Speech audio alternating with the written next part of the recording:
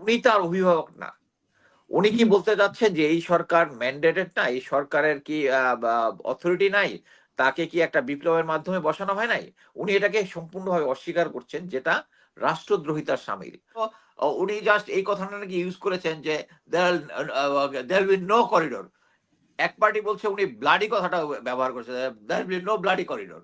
But কথা হচ্ছে এই করিডোর দেওয়ার ক্ষমতা তো উনার নাই, বা না করার তো উনার নাই, এটা তো গভর্নমেন্ট ডিসিশন নিবে। এনএসআই দিয়ে কিন্তু ওই যে সমস্ত অফিসার গুলা সেনাপ্রধান বক্তব্য দিয়েছেন, সেনাপ্রধান কথা বলেছেন। তো সেনাপ্রধানের এই কথা বলার পরিপ্রেক্ষিতে দুইটা গ্রুপ হয়ে গিয়েছে, একটা সেনাবাহিনীর পক্ষে আর একটা ডক্টর ইউনূস সরকারের পক্ষে। যারা সেনাবাহিনীর বিরুদ্ধে গিয়েছেন তারা বলার চেষ্টা করছে সেনাবাহিনীর যে বক্তব্যগুলো দিয়েছে সেই বক্তব্যগুলো ডক্টর ইউনূস সরকারের বিরুদ্ধে যুদ্ধ ঘোষণা। দর্শক, এমন মন্তব্য করেছেন সাবেক একজন কর্নেল মুস্তাফিজুর রহমান। বিশ্লেষণ করবো আর একটু আলোচনা শুনি আগে। করেছেন যে দেয়ার উইল নো করিডোর। এক পার্টি বলছে উনি ব্লাডি কথাটা ব্যবহার করছে, there will no bloody corridor.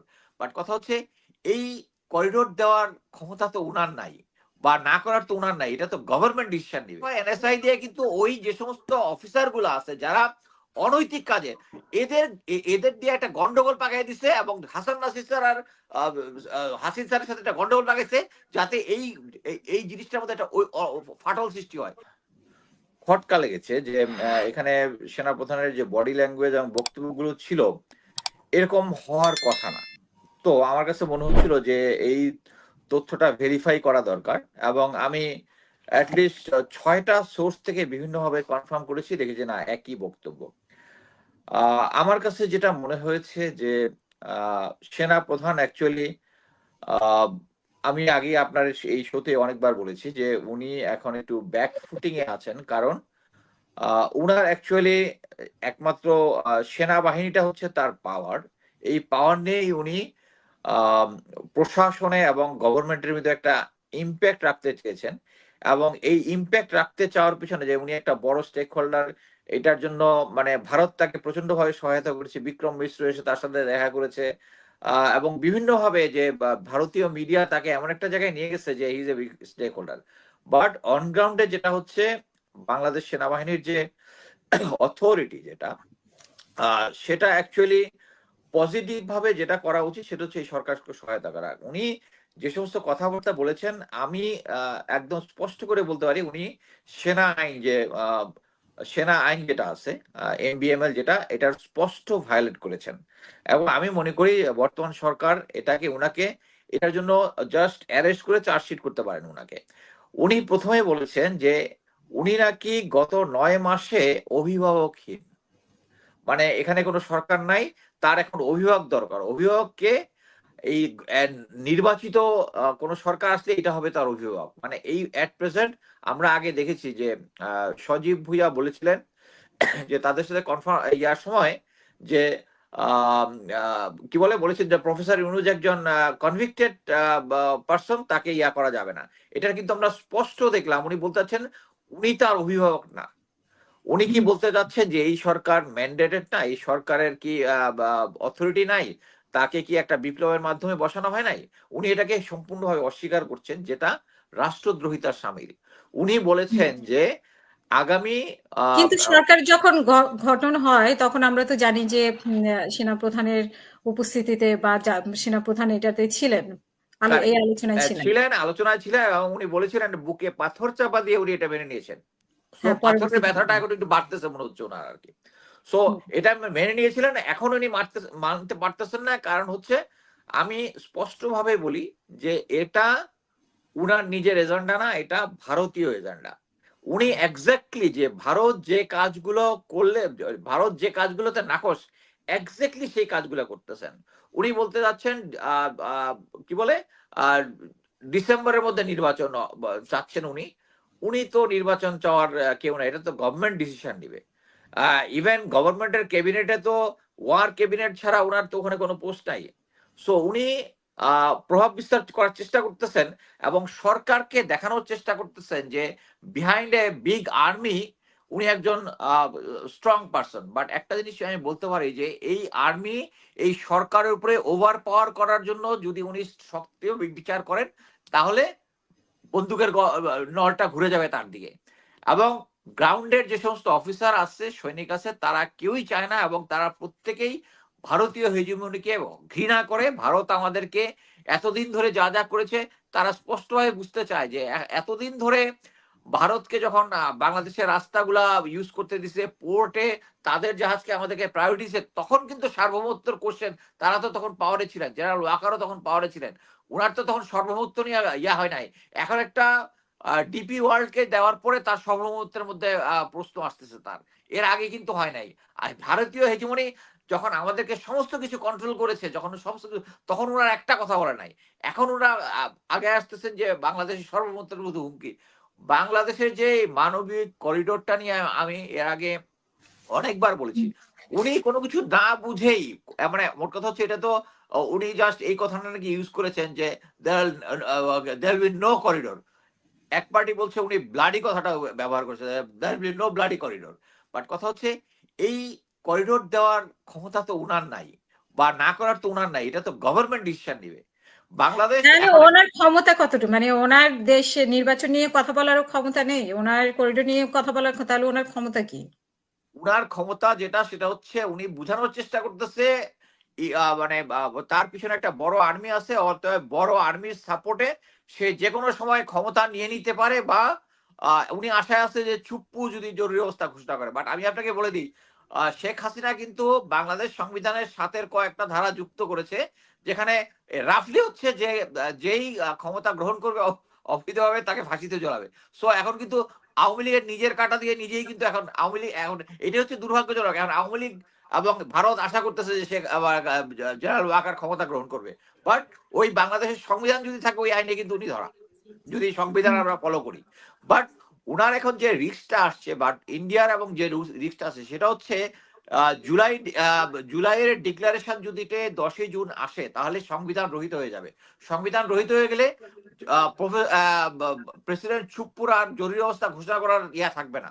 তখন থাকবে হচ্ছে একমাত্র অবৈধভাবে তার ক্ষমতা দখল করা, যেটা হইলে হচ্ছে সংবিধান অনুযায়ী ফাঁসি।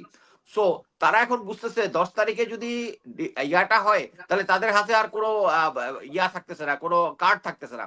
সো এই জন্যই ইন্ডিয়ান মিডিয়া গুলা বারবার এটা নিয়ে প্রেসার ক্রিয়েট করতেছে, এবং মানে তাকে প্রেসার ক্রিয়েট করতেছে, এবং সে বোঝানোর চেষ্টা করছে সে অ্যাকচুয়ালি গভর্নমেন্টকে, প্রফেসর ইউনূস সরকারকে একটা থ্রেট দেওয়ার চেষ্টা করতেছে, আমার পিছনে আর্মি আছে।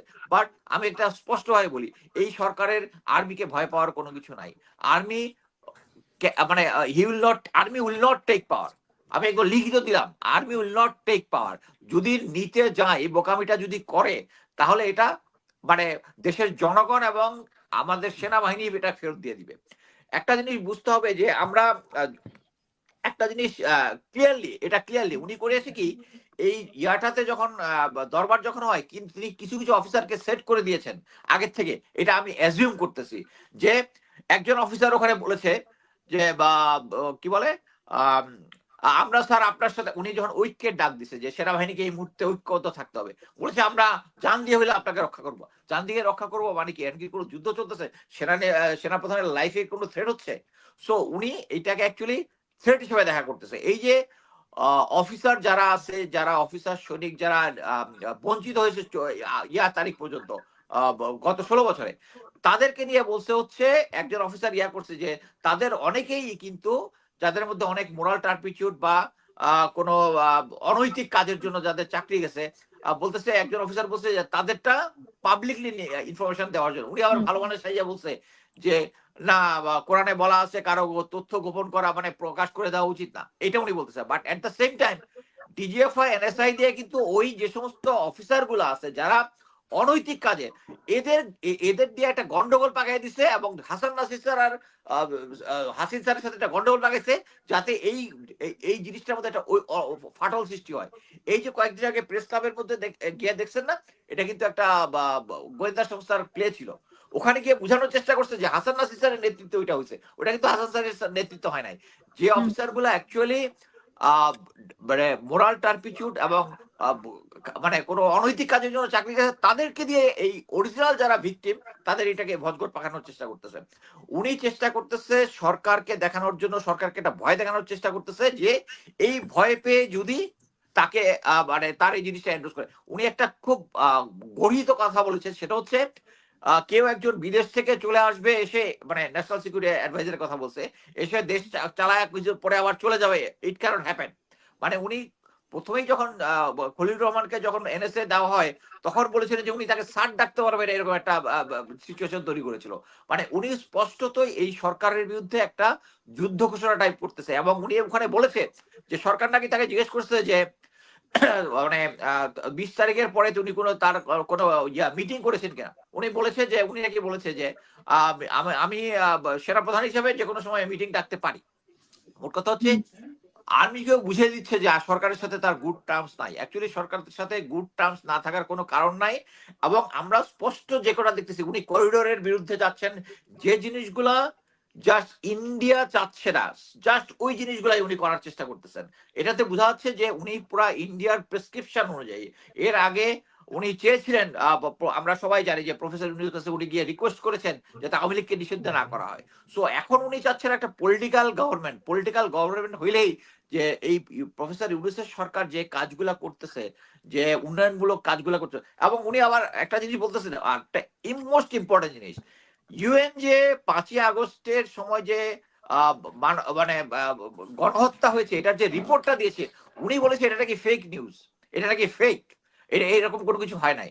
এবং সেনাবাহিনী এখানে সম্পৃক্ত করা হয় না। আরে ভাই, সেনাবাহিনী নিজেই তো এই গুমগুনের সাথে জড়িত ছিল, তাদেরকে কেন কথাবার্তা বলবে? এবং পরবর্তীতে এটা করেছিল। ওর কথা হচ্ছে উনি সেনাবাহিনীকে একটা, তার আলোচনা শুনে স্পষ্ট বুঝতে পেরেছেন তিনি কেন বলেছেন। সেনাবাহিনী বলেছে যে তিনি অভিভাবকহীনভাবে রয়েছেন, এটা রাষ্ট্রের সরকারকে তিনি মানতে পারছেন না, তার কথা এটা স্পষ্ট হয়ে গিয়েছে। এখানে উল্লেখ করেছেন আসিফ মাহমুদ সজীব ভুঁইয়া একটা কথা বলেছিলেন, সেনাপ্রধান বলেছেন ডক্টর ইউনূসকে প্রধান উপদেষ্টা হলে আমার বুকে পাথর চাপা দিয়ে সেটা মেনে নিব। এইটাই হয়েছে, তিনি ডক্টর ইউনূসকে এখনো পর্যন্ত মেনে নিতে পারেন নাই, তিনি নির্বাচন অপেক্ষায় আছেন।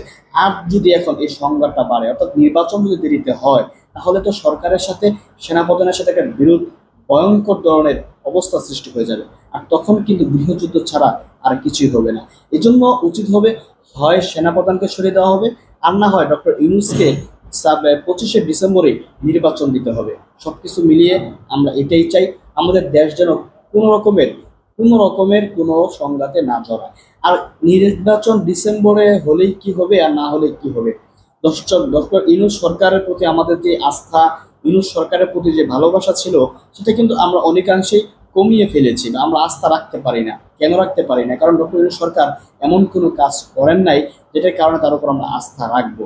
ডক্টর ইউনূস সরকারের প্রথম টার্গেট বা প্রথম কাজে ছিল সংস্কার করা। সংস্কার কমিশন হয়েছে, কিন্তু সংস্কার যে কি হয়েছে আসলে সেগুলো খুঁজে আমরা পাই না। অনেক সময় আমি মিলাইতে পারি না কি সংস্কার হয়েছে যেটা থেকে বলবো যারা ইউনূস সাহেব সংস্কার করেছেন। আসলে এমন কিছু আমরা খুঁজে পাই না। এই জন্যই ডক্টর ইউনূস সরকার থাকলেই যে আসলে খুব ভালো হবে সেটাও না। আরেকটা কথা হচ্ছে, ডক্টর ইউনূস চলে গেলে তো বিএনপি আসবে, বিএনপি কিছু চাঁদাবাজি করবে। ভাই, বাংলাদেশের মানুষ হচ্ছে চাঁদাবাজ।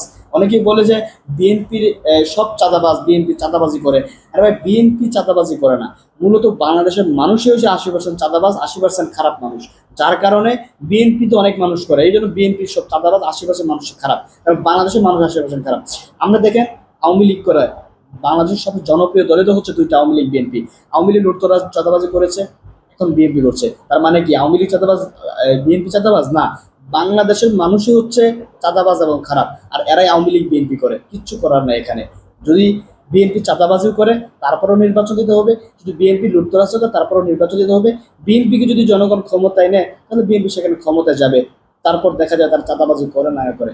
এটা ভেবে বসে থাকা যাবে না বিএনপি চাঁদাবাজি করবে ক্ষমতায় গেলে এই জন্য নির্বাচন দেওয়া যাবে না, এটা ভেবে বসে থাকা। কারণ এখন যারা আছেন তারা যে কি করছেন সেটা তো আমাদের চোখে আমরা দেখতে পাচ্ছি। টাকা পাচারের সাথে অনেকে জড়িত হয়ে গিয়েছেন। কয়েকদিন আগে নিউজ দেখলাম প্রায় 90,000 কোটি টাকা পাচার হয়েছে। তাহলে আপনি কাকে বিশ্বাস করবেন? মূল কথা হচ্ছে আমরা যে বাঙালি